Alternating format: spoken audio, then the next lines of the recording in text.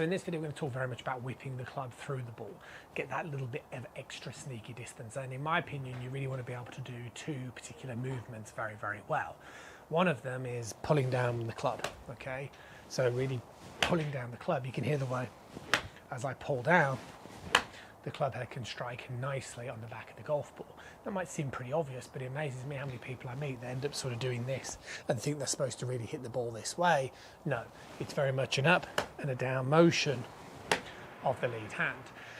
The second movement you want to incorporate, and this is why I like using the rope swing for this, is the idea of a separational movement. So in the downswing, as I get this sort of feeling of really turning my pelvis into my leg, like so, okay, you can see the way as I do that, okay, and I get the sensation of my head staying still.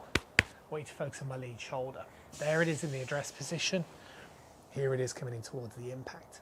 So what happens in the golf swing is when you really turn that lower body, as I'm demonstrating like so, what happens is it induces what's known as a progressive right side bend.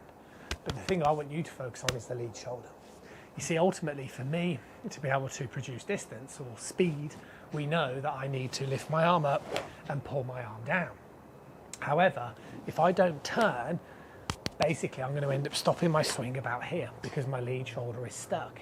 But if I can move this way, my lead shoulder keeps retracting back and behind me, which means as I continue to pull on the lead arm, this is what will continue to give me more and more progressive distance.